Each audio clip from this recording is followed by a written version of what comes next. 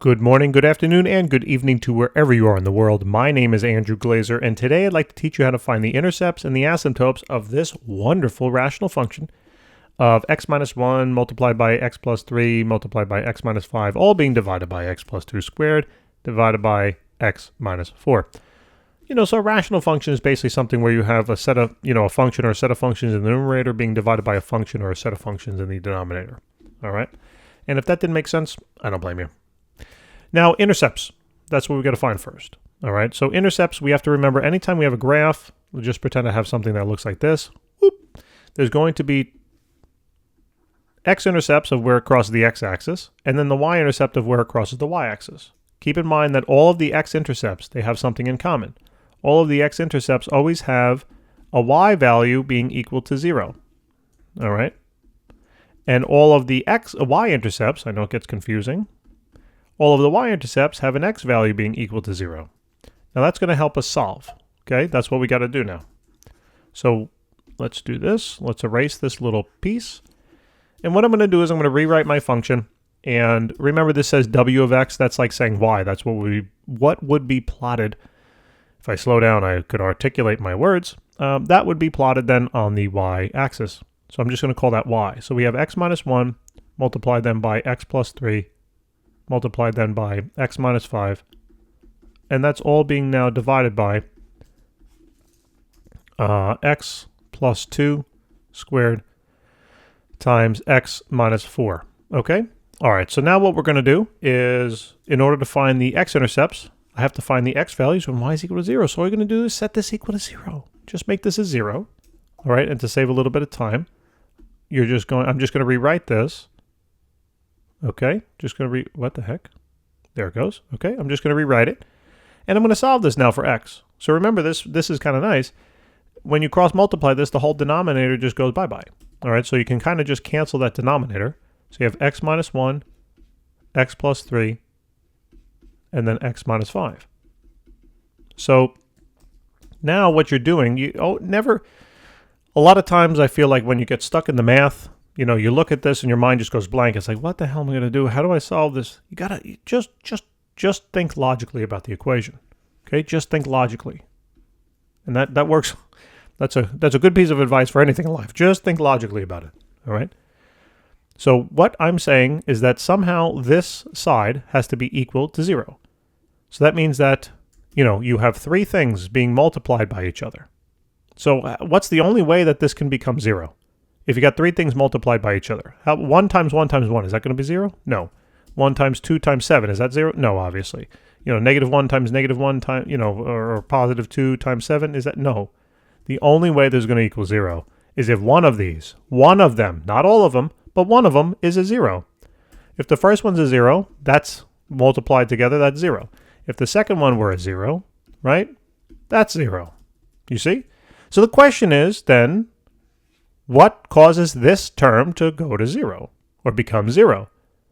Well, you have something minus 1. So what does this something have to be in order for this thing to go to 0? What minus 1 is 0? Yeah, 1, right? See? I knew you could, right? Oh my God. See how easy that is? Never lose sight of the logic. The technique at this point is to take this now and break it up into three things they usually do. X minus 1 is equal to 0. Then you do x plus 3 is equal to 0. Then you do x minus 5 is equal to 0. Why do you do that? Well, because that's what the question you're asking, right? X here is going to be 1 to cause that to become 0. X is going to be a minus 3, cause that to become 0. And then x is going to be a 5 to cause that to become 0. So those are all of your x-intercepts, okay? That's all of them. So your x-intercepts, you got three of them. You have a 1, 0. You have then, this is not multiplied now. These are just coordinates. I'm just listing them out. So this is then negative 3, 0. And then the third one here is going to be 5, 0. All right. Remember, the y value is always going to be 0 there. All right. Hopefully that makes sense. Now, see if I can erase this stuff. Now, to find the y-intercept, you're going to do the same thing, the same logic, but just now x is going to be equal to 0. So everywhere you have an x, you're going to make it 0.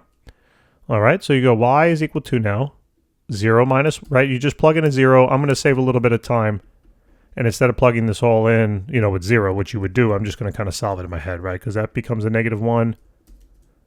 All right, that would become a 3. What's going on here? There we go. That becomes a 3. That becomes a -5. All over now.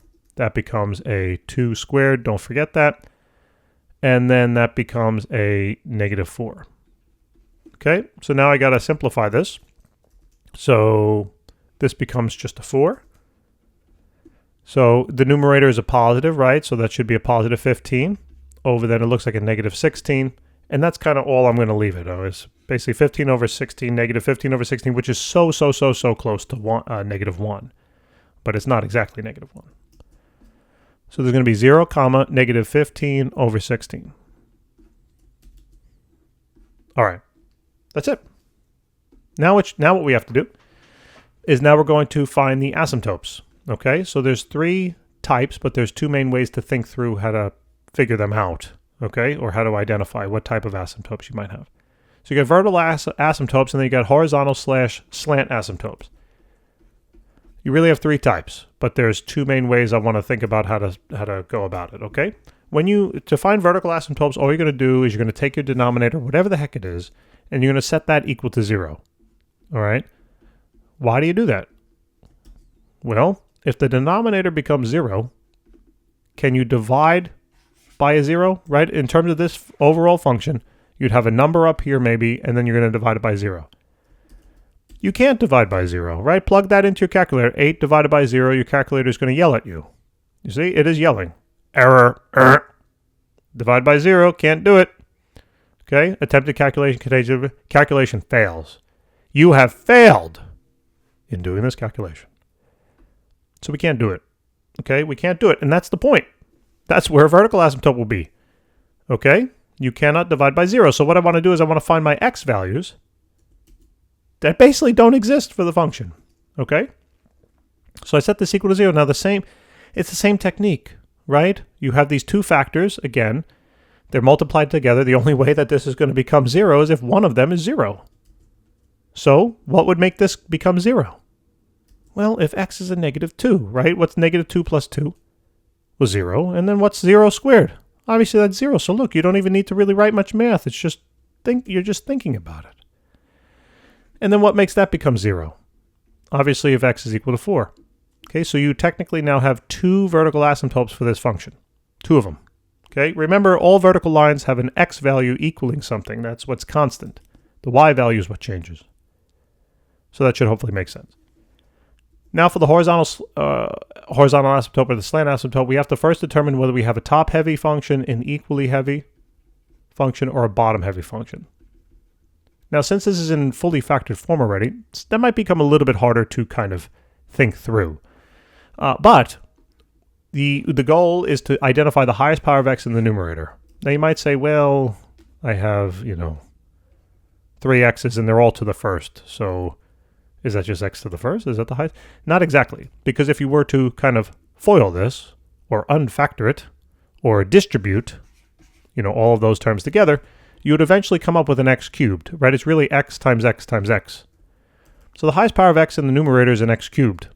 And now in the denominator, same thing, right? This is saying x plus 2 squared, but that could be, you could just rewrite this as itself twice, right? Being multiplied by itself twice, x plus 2 times x plus 2 times x minus 4. And notice you got 3 terms again. So the bottom, the highest power of x after you factor and everything like that is going to be x cubed as well. Now, since you have an equally heavy function, basically, all right, what that means is that the highest power of x in the numerator is the same as the highest power of x in the denominator. That's going to be a horizontal asymptote. Okay, that's a horizontal asymptote. Same thing then if it's a bottom-heavy function, meaning the bottom power is greater than the top power. All right, that would have been also for a horizontal asymptote. And if you have a top-heavy function, that's then when you have a slant asymptote. Now, the slant asymptote, to find the equation, you got to do a long division. I got 2 of the prior videos on that, so if you want to check that out, I would highly recommend it. And then it should be in this playlist. Just go back a couple of problems. And then the horizontal asymptotes, now we're going to talk about how to find those. So to identify the horizontal asymptotes, what we're going to do is we're simply going to now take the highest power of x with its coefficient, all right, in the numerator. Now again, if you were to multiply these x's all out, it would be x cubed. There wouldn't be any it would be 1x cubed basically, right? Because there is no real coefficient in front of any of them. So what you do is you take your highest power of x with its coefficient in the numerator. Okay, you forget about everything else. And then you do the same thing in the denominator, and that's going to work out the same way. It's just going to be x cubed. Okay, if you want, FOIL this all out and you'll see it. But you really don't need to. You can kind of shortcut that a little bit. It's going to be a 1x cubed again, and all you do is you basically just focus on the coefficients. Okay, you divide the coefficients. So 1 divided by 1 is obviously 1, and that's in the equation of your horizontal asymptote. In other words, your horizontal asymptote, horizontal lines always have a y equals now, exactly opposite to vertical asymptotes, which were x equals. Horizontal asymptotes are always y equals, and this is equal to 1. So now we can go and we have enough information to kind of graph this thing. All right? So let's give this a go. Let's give this a go. So now, okay, I'm going to plot my, I'll plot the x-intercepts first. So we got 1, 0, then we got -3, 0, and then we got 5, 0, 5. Okay, and now we're going to have the vertical asymptote, and don't forget your x-intercept, your y-intercept. So that's 0, almost -1. It's going to be just above. Okay, it's not quite -1. And now we're going to plot our vertical asymptotes. Okay, so we have at x equals -2, so we've got a vertical asymptote here. Okay, this one's going to get a little bit crazy. But you know what I'd like to say? What are you going to do? What are you going to do? We got another one at x equals 4. Actually, why don't I just copy this? Make our life a little bit easier, right? Oh, what the heck happened? What's going on? Oh, that's what's going on.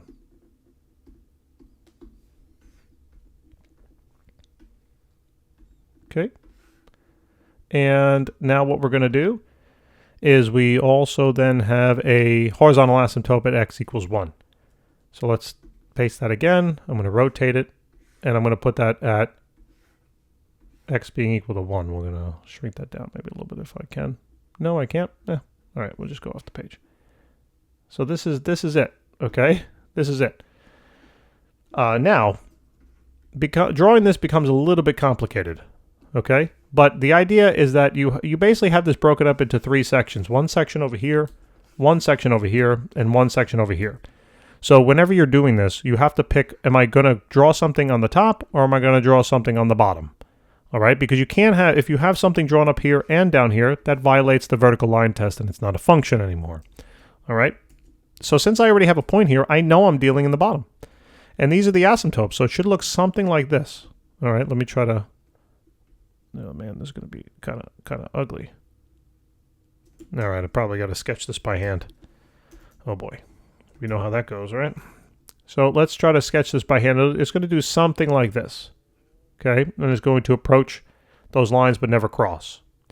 All right, so now let's draw the second part. So we know that it's going to asymptotically approach this, but we don't know whether it's going to come up to here and then turn back down, or it might wind up doing something like this, where it crosses, but it doesn't actually have a value of that, where it crosses and then it asymptotically goes up. Now we really have to determine whether it comes back down or it goes up. So what I would do is I would take one of these x values over here, like call it, x, x is going to be equal to 1, 2, 3 at x equals 3. And what you do is you plug in 3, okay, everywhere you have x. Now to save a little time, I already know what this is going to look like. But if you plug in 3 everywhere, you're going to get a y value. And I guarantee that when you plug 3 in for all those x's, the y value you're going to get will be greater than the 1, greater than 1, okay, greater than this horizontal asymptote. So I know that the point has to be somewhere up here. So I know that the graph then is going to go up in that way. But there's going to be a little hole here. It can't actually be 1, okay? Actually, I lied. It can be 1. What the heck am I talking about? It can be 1. There is no hole, all right? There is no hole.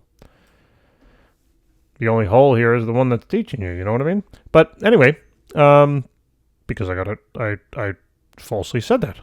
So what we're gonna, there is a 1, right? When x is 1 here, nothing causes this function to do something wacky. So there is no hole. There is no hole, Andrew. The only hole is you. What? I don't know. I'm sorry. You know, I basically talk to a computer all day long, so you'd be a little crazy too if you did. Anyway, and then this one, we're kind of going to sketch the same thing as we did over there. So that's kind of the function. That's the way it's going to look. If you want to check it out, just plug it into your calculator. Use a double parenthesis, then do x minus 1. All right. And then close it, and then x plus 3. And then x minus 5. Double parenthesis it again, and now open parenthesis again. So there's going to be x plus, x plus 2. I'm moving quickly, so hopefully I'm not making a silly mistake. And then it's going to be x minus 4. So x minus 4. Double parenthesis, and now graph it.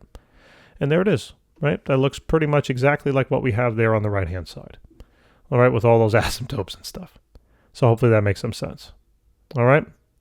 Ladies and gentlemen, thank you so very much for tuning in. I really do appreciate it. Please like and subscribe if this video helped you out at all, and tell your friends. All right? Even if they're not in your class. Who knows? They might be interested in figuring out how to find the intercepts and asymptotes of a rational function. We appreciate it very much. Check out our channel. We've got thousands of videos. We want to help you through your class, not only here in math, but we've got physics, chemistry as well. We've got a lot coming. Stay tuned. Take care.